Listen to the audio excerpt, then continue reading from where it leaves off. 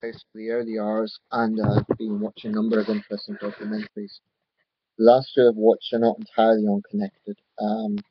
First one was about involuntary celibacy, i.e., virginity, the especially the stigma of virginity in the United Kingdom, and it focused on three people trying to lose their virginity: a 29-year-old man, a 49-year-old man, and a 43-year-old woman.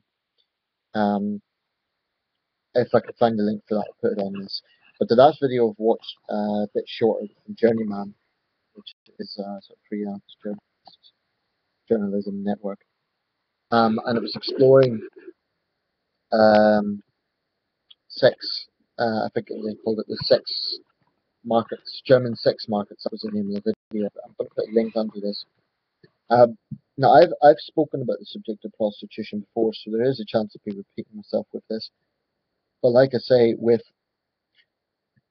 a number of videos I do, I will add information or have an updated reflection. Because these are all topical subjects, and I've been on YouTube now for a few years, so I think they're always valid. Anyway, without further ado, I'm going to speak a bit about this subject. So, um, it's often said that prostitution is the world's oldest job. It's always existed. You can find examples of it in the Old Testament. And I think it's fair to say that it's a truly worldwide phenomenon. It can even be found in some context in some of the most hardline religious states on earth. And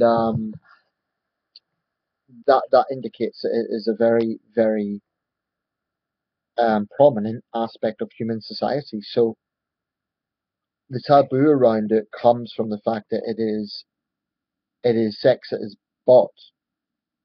Um, this is somewhat peculiar because routine sex doesn't have the same taboo. I mean, obviously, we talk about it as an adult subject in the sense that children, we don't want to expose children to intimate, hardcore sex. But prostitution does have a taboo about it.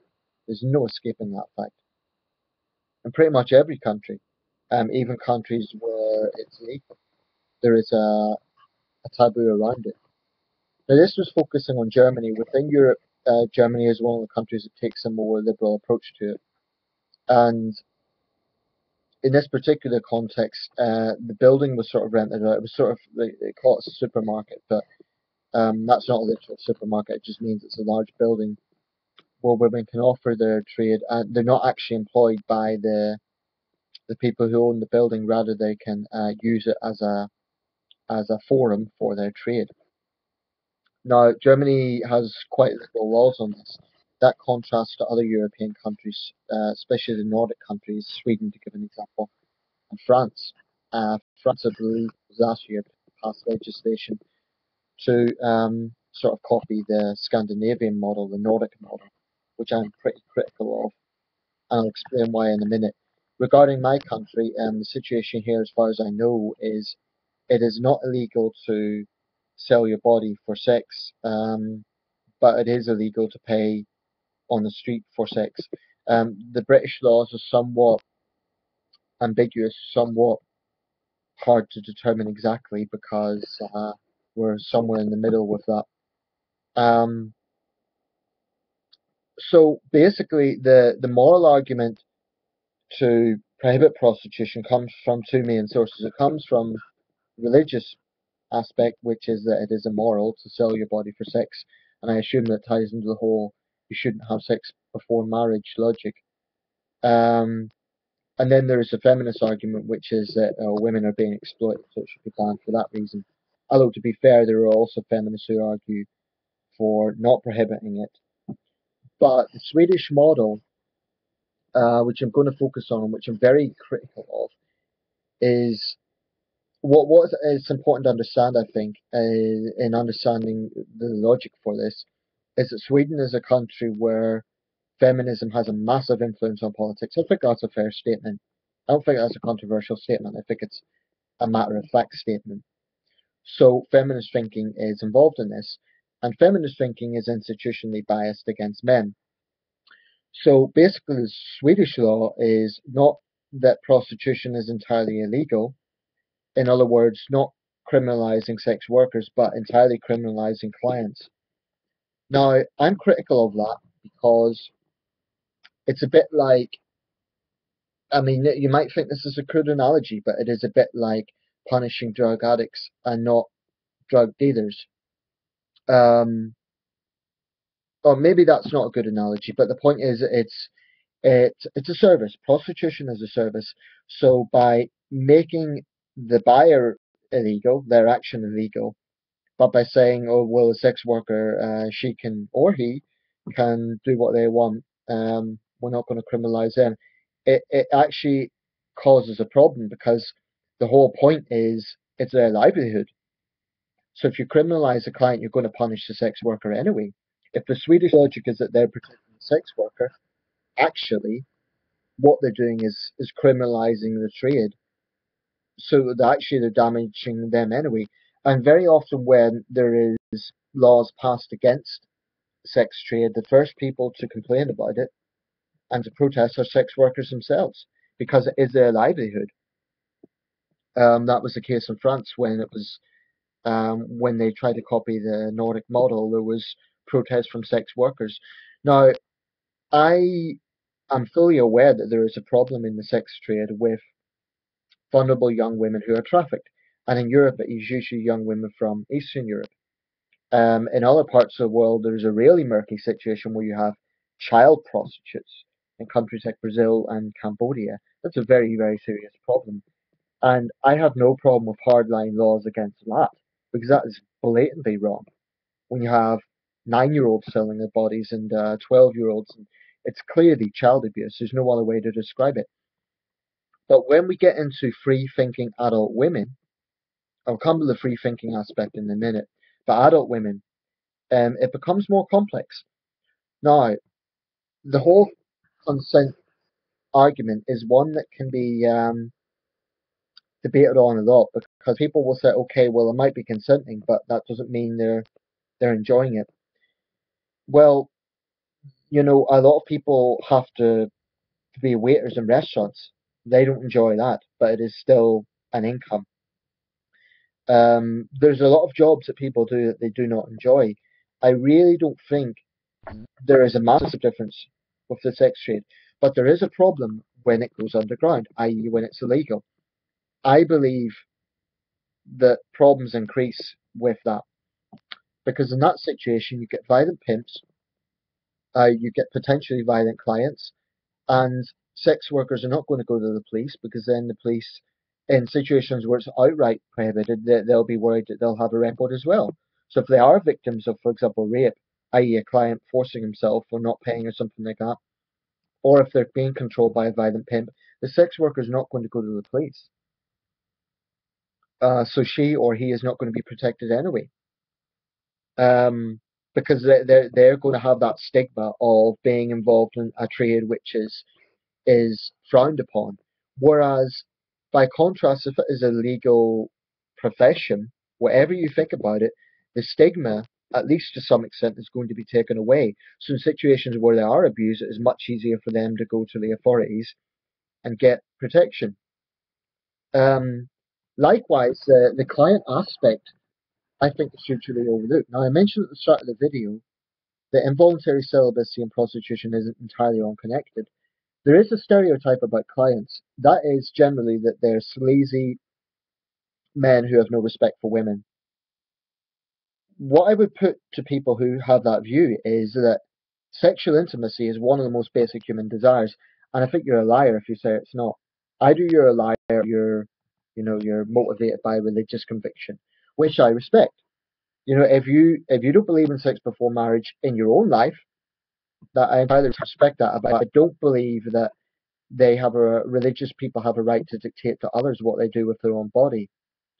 Now, in my opinion, sexual intimacy is an absolute human desire, and I don't think there should be any shame about saying that and recognizing that it is just a fact. Um, and when I talk about sexual intimacy, obviously I'm not talking about love, but it is a fact. Now, as someone who lost my virginity, and I'm saying this on a personal level, because I feel it is necessary to explain what I'm talking about. I lost my virginity, not to a sex worker, but I lost my virginity later than most people. And believe me, the amount of frustration and loneliness and alienation that causes is profound. Caused me severe depression. Um, so I think that the Nordic model completely ignores the fact that many clients may well be going to a sex worker because they genuinely feel they have no other choice. It's true you get men who do look at women as objects, and they have a huge amount of money and they're cheating on their wife and they really don't care. I understand that, and I don't have much time for those guys. But I believe there are other clients who, for whatever reason, are socially alienated, and they find there is no other way, because going to a sex worker, they don't have to build up a long-term relationship. It's a one-off thing, so they don't have to worry about her judging him. There's a lot of dynamics to this that I really think need to be explored. So the Nordic model punishing clients is just bullshit, as far as I'm concerned, because it goes on the false and lazy assumption that clients are always in a position of power. Now, that is misguided, because you could very well have a situation where a client is exploited actually by a violent pimp who says, for example, you're going to pay this amount of money, even though it's 10 times more than the stated amount. Otherwise, we'll rough you up or something. Why is this not being discussed? So, in my opinion, there, this is something that I changed my views on over time. I used to be able to view that, prostitution's not a good thing, it should be banned. That's common sense. But then I started to look more into the issue and really think about it. And my conclusion is that it is not a good thing. I don't think it is something that is particularly progressive, or it's not something that I would celebrate. But at the same time, I recognize that when you look at the options, then a regulated sex trade is the best option. And when I talk about a regulated sex trade, I mean one where neither client or sex worker is prosecuted. Now, the Nordic model is like a halfway mark. It's basically, oh, well, we'll kind of regulate it and we'll allow a sex worker to do her business, but we're going to affect her business by criminalizing her client. That just is nonsensical to me. Okay, the drug analogy earlier probably wasn't a good example, because in those situations, drug dealers do have more power than drug users. But in the case of a sex worker and client, the assumption that the client has more power is, in my view, misguided, because you can have situations where a pimp extorts money, and there are other situations people don't talk about. Say, for example, someone is alienated through a disability. There's a lot of other reasons. Say someone lacks confidence, etc., etc. Why should that person, and I say men, it could be women as well, incidentally, go into a male sex worker? Why should they be why should they be prevented from enjoying something everyone else does? I really don't see why they should be in this situation where they're just expected to put up with it, when they could have an option of going to a sex worker, paying money, and getting the service. And the point is, there is a money factor. It is a service. That might sound crude to some people, but it is a mutual exchange. And I think that when some people try to put this on level with rape, like there are some feminists who will talk about it being abuse of women, almost talking in the same terms as, as rape. I think that actually does a disservice to victims of rape, actual victims of rape. There is a whatever you think of it, of prostitution, you cannot compare it to rape. You just can't. Now, I am not so naive as to argue that all women involved in the sex trade are absolutely doing it by choice. Clearly, there are situations of sex trafficking, um, and this is something that does need to be cracked down on. So I would propose a situation where it's regulated, whereby in order for someone to have a license to own a brothel, they need to prove their sex workers are doing it consensually. And I this is not a perfect world. You will never ever have a situation where this can be monitored absolutely perfectly. But I am convinced that having it regulated, having it legalized, will create a better situation for sex workers than completely driving underground. And you can't have a halfway house like Sweden has of saying it's okay for sex workers to sell their bodies, but we're going to criminalize clients, because that will affect them anyway.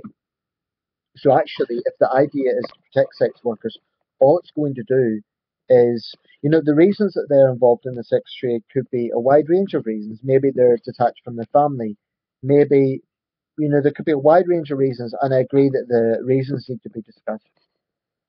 But you cannot, let's not assume that all women involved in the sex trade are vulnerable, young, trafficked women who are being beaten up by a violent pimp. That is not the reality. I mean, there's dozens of documentaries online about this, and pretty much all of them, most of them, at least in the context of adult women, will say that they're doing it as a job, and they see it as a job. It doesn't mean most of them are not massively enthusiastic about it, but ask yourself, are people enthusiastic about being a waiter in a restaurant? Generally speaking, no, they're not. So why do we have an assumption that, why is there not the same sort of discussion going around the plight of waiters? You know, I really don't think there's much difference. And a sex worker makes a lot more money than a lot of people. It's just a fact. I believe in a regulated situation, you can also have much better protection for the worker, because if it's driven underground, you get situations where the pimp gets like 90% of the takings. If it's regulated, then it's a profession, and the sex worker can, she wouldn't even need a pimp because she would be working for herself. So when I weigh up everything in my mind, I think that a regulated situation is the best approach. That doesn't mean I like it. It doesn't mean that and people say something like, oh, well, how would you like your daughter doing that? If I had a daughter, would I want her to be a sex worker? Of course not. But that doesn't mean that, wishing that something doesn't exist means that, doesn't mean that it's going to go away. If I had a daughter involved in the sex trade, what I would do is try and dissuade her and try to encourage her to find another way in life. Although, frankly, if she was involved in the sex trade, she probably wouldn't tell me in the first place. I would hope that wasn't the situation.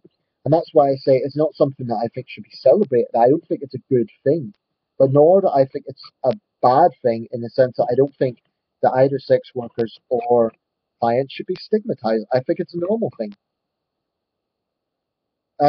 Let me know your thoughts on this subject.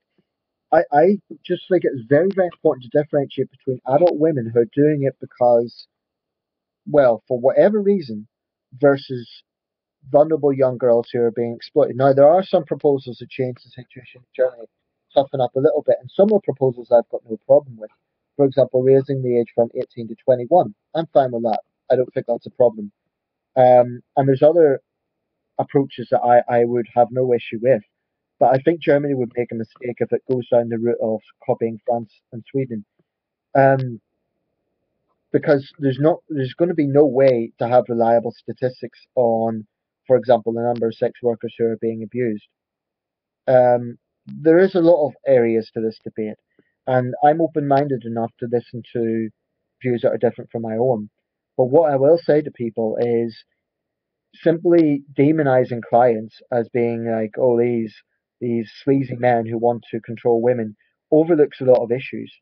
Um, this is not a perfect world, and not everybody is so suave and can just move in and find a sex partner that easily.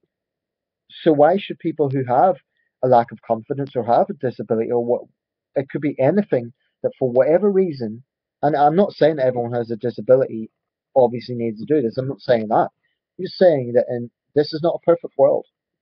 And for some people, going to a sex worker may be the only chance of getting sexual experience.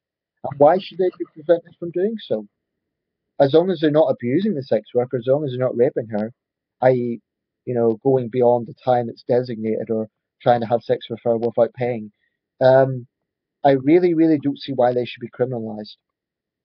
Um, and like I say, would I want my daughter or a friend being involved in this? No, I wouldn't. But by the same token, I I recognize that this is not a problem that is going to go away simply by making it illegal. So I don't think it's a good thing, but I think so long as it does exist, what governments should do is take a common sense regulation approach. Have designated areas, give sex workers full workers' rights, give them the legal protection.